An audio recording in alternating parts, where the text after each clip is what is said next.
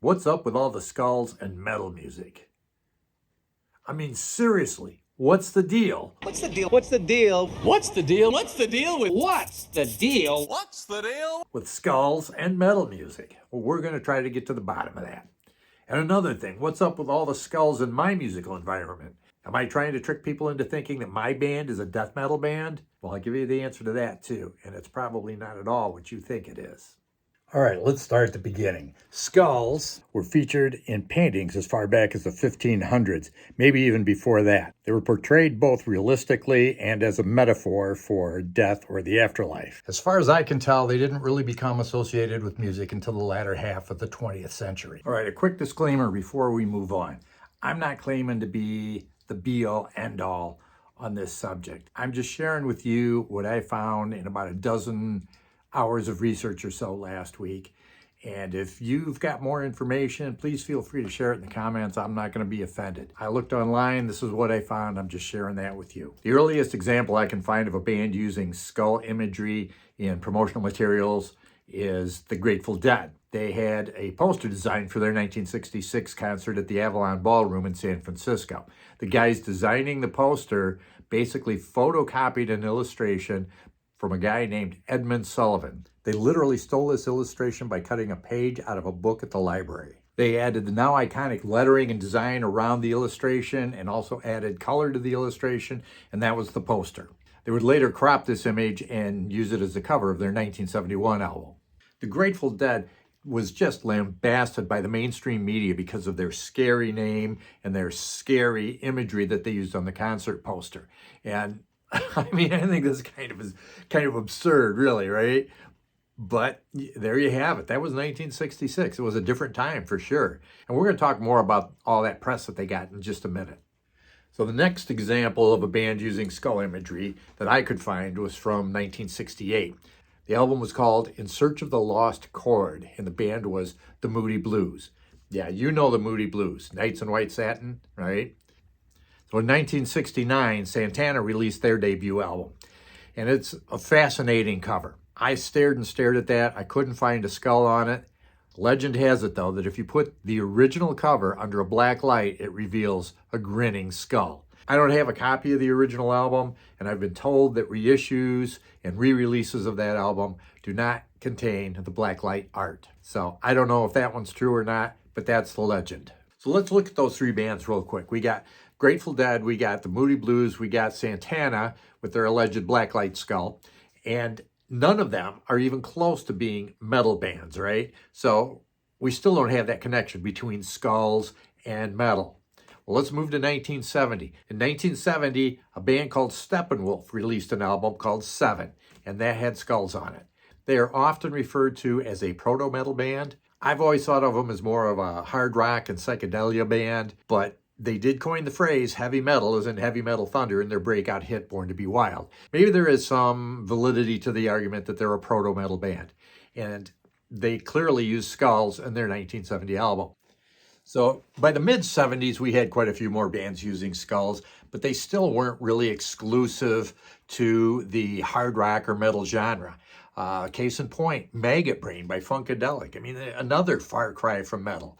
The back cover of their album contained a blood red skull. There were other examples, but we need to keep on moving. Let's jump to the 80s. So by the mid-80s, skulls were actually a visual trope, sort of a cliche when it came to hard rock and punk and metal, and even some of the very early thrash and death metal bands that were in existence in the mid-80s. So skulls weren't exclusive to metal. Other genres were still using it, but by this time, by the mid-80s, for sure, it was almost exclusively hard rock, metal, punk sorts of bands. Let me read you a few of the bands that were using skulls at this point. We had Black Sabbath, Metallica, Megadeth, Misfits, Iron Maiden. I know that Eddie from Iron Maiden artwork isn't really a skull, but his face is very skull-like, so I included him in the list. Pantera, Creator, Slayer, Guns N' Roses. Even Rush had an album with a kid kicking a skull like a soccer ball. So skulls were pretty prevalent by the mid-80s. If we try to look at how many artists are using skulls today, this video would be 10 hours long. There's thousands of artists that use skull imagery in one way or another, either on their merch or their album covers or whatever, myself included. So today I would say it may not be 100% exclusive to metal and death metal genres that are using that sort of imagery, but it's almost exclusively those genres, almost. Let's look at some of the theories that I found as to why metal and skulls are so closely associated. This first guy says that there is a huge crossover audience for all forms of metal and the horror genre in novels and movies. His theory is that metal artists are using horror style imagery to bring in even more of that crossover audience. He seems to indicate that he doesn't believe people would actually listen to the music for the music, that they're drawn in by the horror genre tie-in. I don't know if I put much stock in this theory.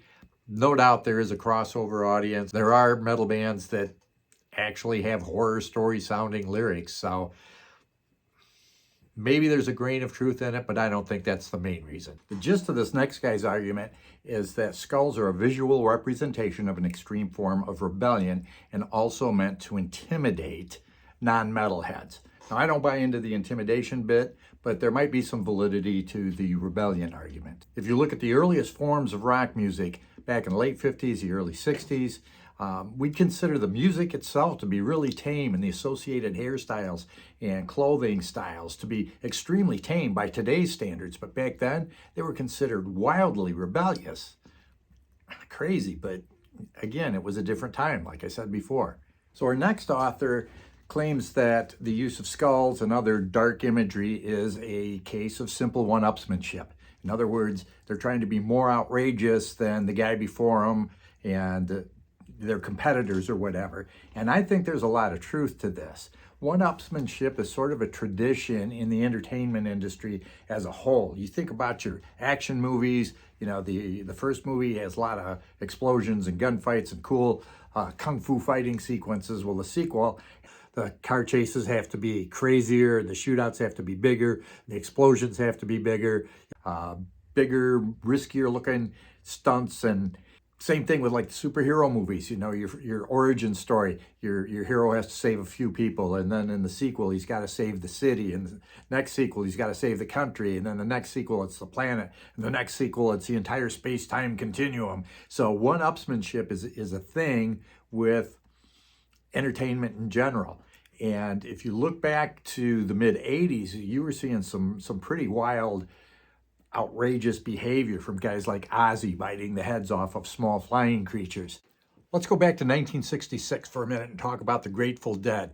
Their outrageous name and their outrageous concert poster with the skull on it got them a ton of negative press, as I said earlier. But here's the thing, it was a ton of press. I won't say every mainstream media outlet covered them, but a bunch of them did, and they couldn't buy that kind of publicity. By the end of 1966 or 67, probably every teenager and young adult in the US knew their name. I think other bands took notice of that, and they're like, well, what outrageous behavior can we do? And eventually started adopting outrageous things like images of skulls to get noticed and to get that free press.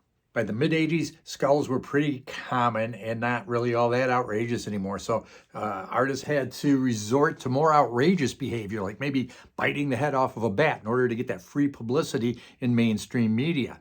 Now, fast forward to present day, and skulls aren't really considered all that outrageous anymore, yet they're still associated with metal music. Why is that? Well, I think rather than it being a symbol of outrageousness, it's become a tradition. I mean, think about this. Metal music has been around arguably since the mid-1970s, we'll say, or maybe even the early 1970s. So what are we talking? We're talking over 50 years now of metal music. And in 50 years, you can develop traditions. And maybe skulls are now a tradition with metal music. I think the guy who authored this theory, I think he's about 40 years behind the times in his thinking. So this takes us to the next guy that I found, and he talks about the mainstream media. He talks about skulls a little bit, but just dark imagery in general. He says that it's a sign that rock musicians worship death and worship the devil. And, you know, I think there's probably an entire video there in the relationship between rock music and Satanism. I don't know. Let me know if you think that would be an interesting video. Anyway, that's this guy's claim, and I don't buy into that at all. Now, there are some bands out there that have some very disturbing lyrics, and I don't know if it's just a shtick, you know, they're just playing a part. You look at bands like Ghost, you know, those guys, it's all an act with them. There's other bands out there, though, that have some very scary lyrics, to be honest, and I don't know if they're really into that, or if it's just, again, one-upsmanship, outrageousness, trying to draw in a bigger audience. I don't know. Let's look at the next guy. All right, this next guy cracks me up. This next guy says that metal music uses skulls because the skulls are an indication of how hard and masculine metal music is. He also says that metal music only appeals to 13 and 14-year-old boys or early 20-something young men who have never been in the same room as a naked woman, or even older but emotionally stunted, immature adult males. And he calls it a testosterone-fueled genre that has no substance. I don't know. I think this guy's projecting. There's probably millions of metal fans that would disagree with this clown, but that's another theory that's out there. All right, so there you have it. There's a few of the theories I found online about why skulls are associated with metal music. Some of them carry more weight than others. I put more stock in some of them than others. Leave a comment down below. Tell me if you think there's any validity to any of the ones that I found online. There's also a huge number of people who are into metal music because they like the music. They look at the skulls as just, you know, it's a cool looking thing. It's sort of like Halloween all the year round. They don't overthink it. They just have fun with it. It's no more complicated than that.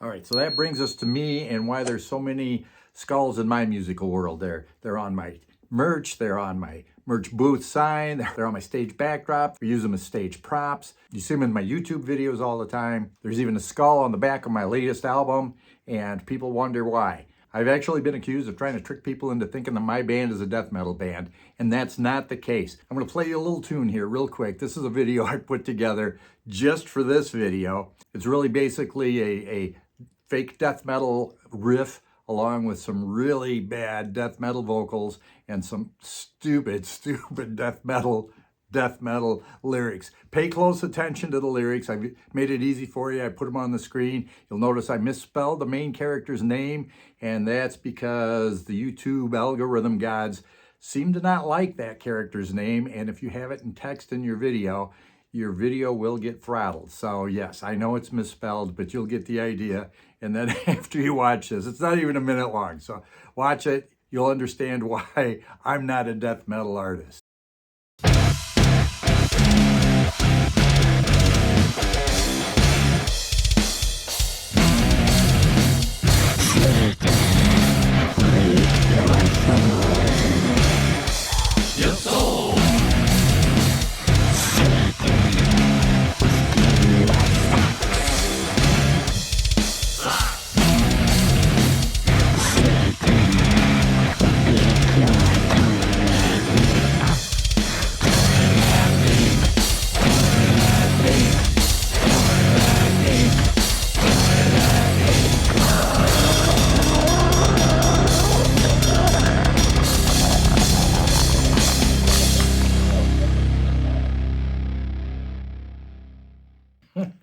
So I'm not a death metal guy, obviously.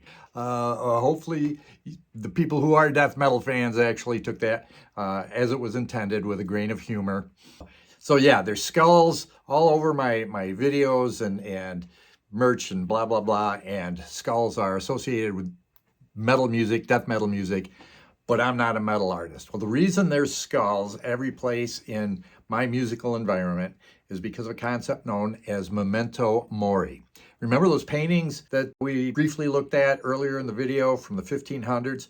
They were part of an art trend called Memento Mori portraits. Now, I'm not going to go into the whole history of that.